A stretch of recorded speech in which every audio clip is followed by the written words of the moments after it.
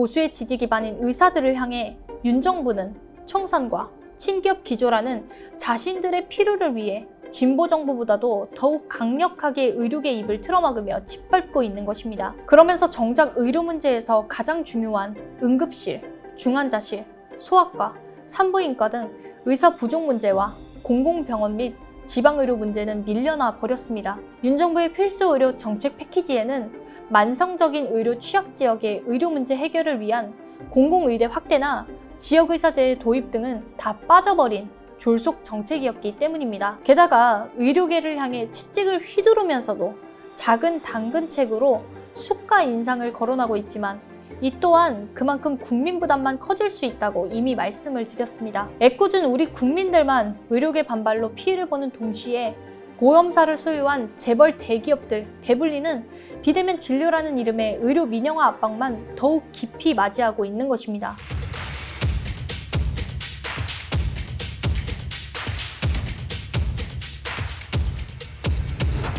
여러분들도 2022년 전 서울 아산병원 간호사가 근무 중 병원 내에서 뇌출혈로 쓰러졌지만 개도술을 할 의사가 없어 사망한 사건을 기억하실 것입니다.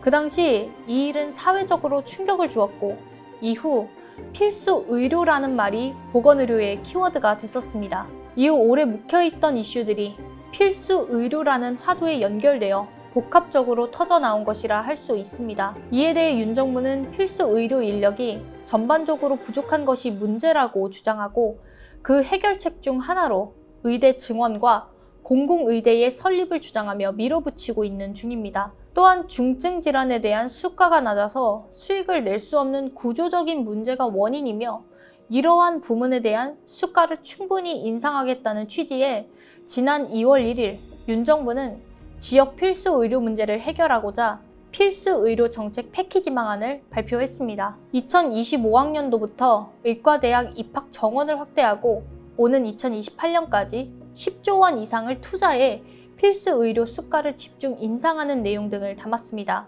그러나 그동안 아무리 필수 의료 수가를 올려줘도 민간 병원들은 실제로 필수 의료에 더 투자하거나 인력을 늘리지 않아 왔습니다. 게다가 수가 인상은 환자의 의료비와 건강보험료 부담을 높이는 정책으로 결국 의료비용 부담 증가 부작용만 나올 수 있는 것입니다. 무엇보다도 10조 원 운운하지만 필수 의료 지원을 위한 재정 마련 계획이 아예 부재해 탁상 공론일 뿐인 것입니다. 특히 의대 정원 확대와 관련해서는 지난 2020년 7월 문재인 정부가 2022학년부터 10년간 의대 정원을 연간 400명씩 총 4,000명 늘리겠다고 발표했다가 의사 파업에 부딪혔던 바 있었습니다. 국내 의대 정원은 2006년 이후 연간 3,058명에서 늘지 않았습니다.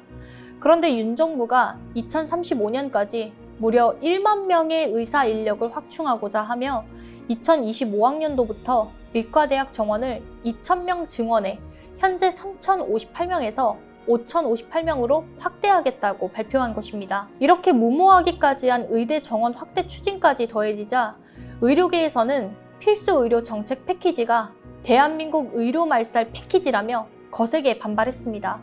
보건복지부에 따르면 지난 21일 오후 10시 기준 주요 100개 수련병원을 점검한 결과 소속 전공의의 74.4%인 9,275명이 사직서를 제출했다고 22일 밝혔습니다. 이들 100개 병원에는 전체 전공의 1만 3천여 명의 약 95%가 근무합니다. 근무지 이탈자는 소속 전공의의 64.4%인 8,024명으로 하루 전보다 211명 늘었습니다.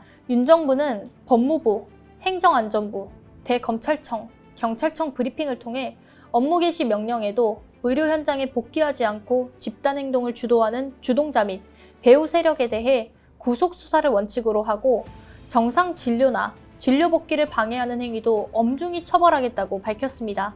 정당한 사유 없이 수사기관 출석 요구에 계속 불응하는 경우 체포영장을 발부받는 등 강제 수사한다는 방침도 세웠습니다.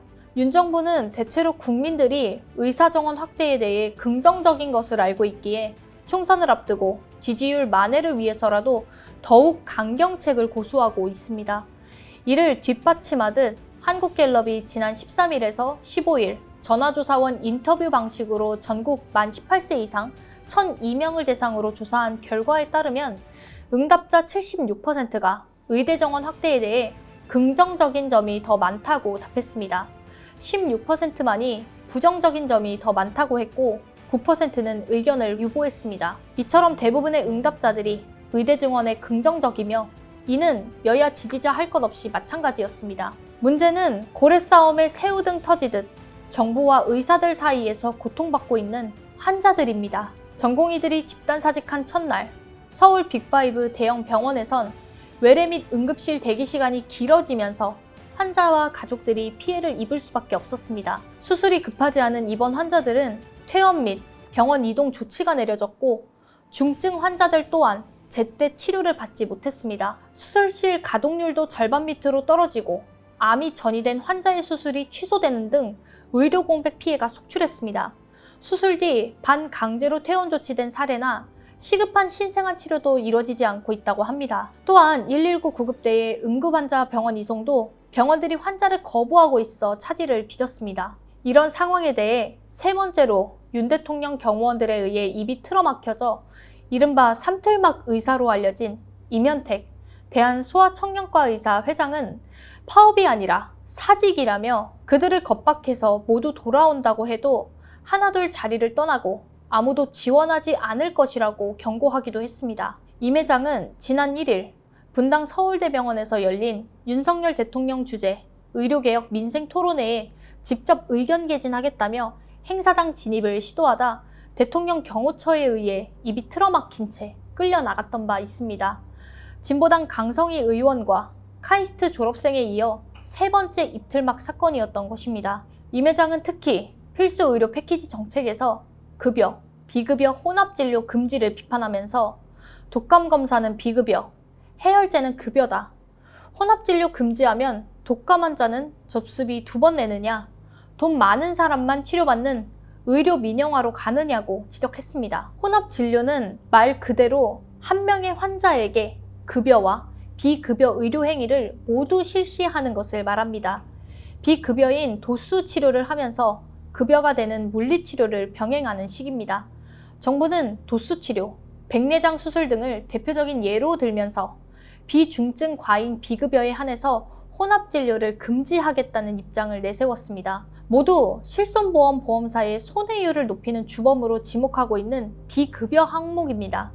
이렇게 되면 환자 입장에서는 실손보험료 청구가 불가능해집니다. 결국 실손보험 회사만 대환영할 일로 바로 이 혼합진료 금지는 대기업이 보유하고 있는 보험업계에서 주장해왔던 사안이기도 합니다. 또한 보험회사들을 소유한 재벌 대기업들이 환영할 만한 또 다른 윤 정부의 발표가 있었습니다. 바로 비대면 진료 전면 허용 및 실시입니다.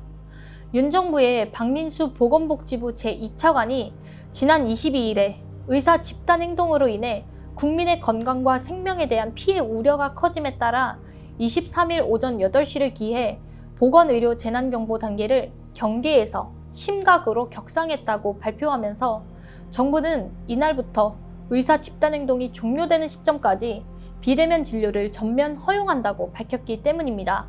전공의 의사들의 진료 거부로 생긴 응급, 중증의료 공백을 엉뚱한 비대면 진료로 해결하겠다면서 말입니다. 이쯤에서 먼저 분명히 말씀드리지만 윤 정부의 이 비대면 진료 전면 시행에 가장 이익을 보는 것은 비대면 플랫폼 업체들과 재벌 기업들이며 결국 비대면 진료는 이들의 돈벌이를 위한 의료 민영화 정책일 뿐이라는 사실입니다. 그동안의 의약품 오남용 등 부작용에 대한 엄밀한 평가와 방지 대책도 없이 바로 비대면 진료 시범 사업을 확대하고 심지어 현재의 의료 대란까지 그 빌미로 활용하려는 것입니다.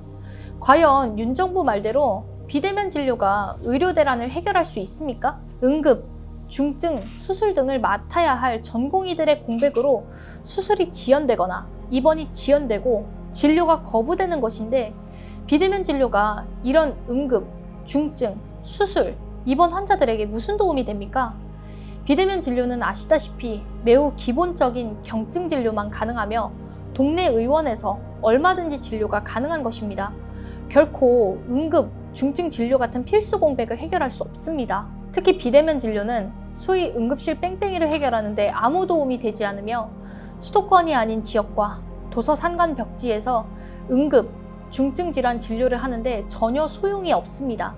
이미 보건소가 있고 약국이 있어 경증 질환 진료는 가능한데도 비대면 진료를 한다는 것은 결국 의료 대란, 필수 의료 붕괴 등을 핑계 삼아 국민들을 기만하는 것입니다. 오로지 대기업을 포함한 의료기기, 통신, 플랫폼 업체들을 위한 것일 뿐인 겁니다. 결국 윤 정부의 이번 의대 정원 확대나 비대면 진료 추진은 전통적으로 보수 성향이었던 의료계를 총선에서 필요에 의해 아랑곳하지 않고 길들이면서 그 과정에서 나오는 잡음을 10분 활용하여 그 와중에 보험사를 소유한 민간 재벌 대기업들의 배를 불리는 의료 민영화를 추진하려는 속셈이 있었던 것입니다. 아시다시피 문정부에서 의대 정원을 늘리려고 시도했을 때 거세게 반발했었던 일 때문에 의사협회 등이 노골적으로 윤 정부 창출에 기여했던 바도 있습니다. 이처럼 보수의 지지 기반인 의사들을 향해 윤 정부는 총선과 친기업 기조라는 자신들의 필요를 위해 진보 정부보다도 더욱 강력하게 의료계 입을 틀어막으며 짓밟고 있는 것입니다. 그러면서 정작 의료 문제에서 가장 중요한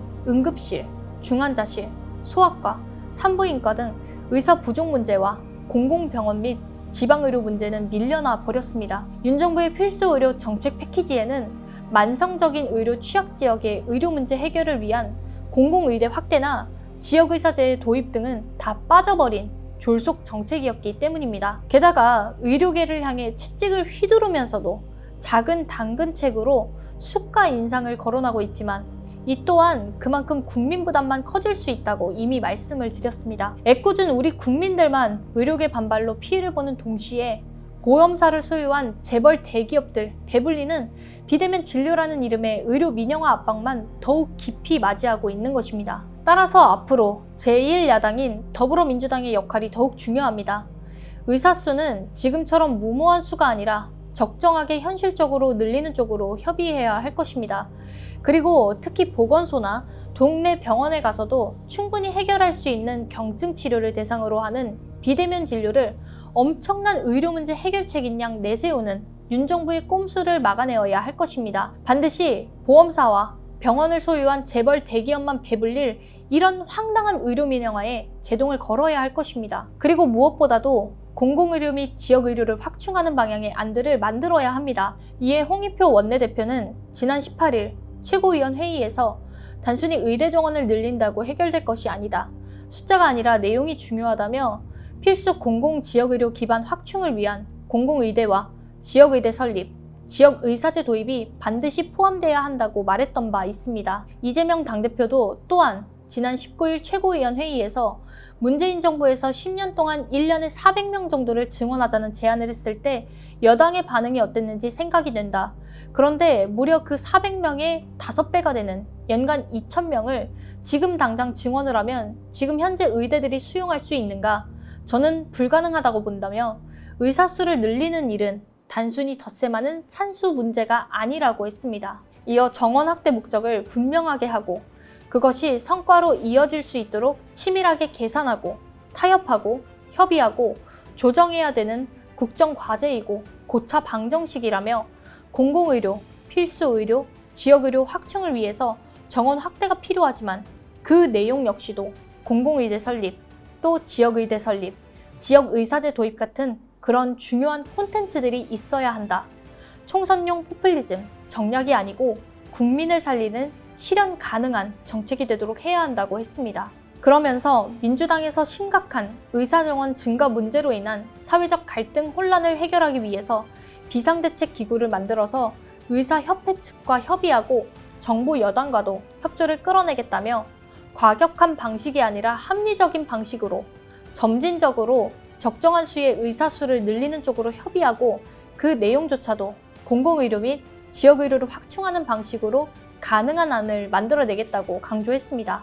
앞으로 민주당은 말뿐만 아니라 우리 국민들이 분명히 인정하고 동의할 수 있는 현명한 정책안들을 조속히 발의해야 할 것입니다.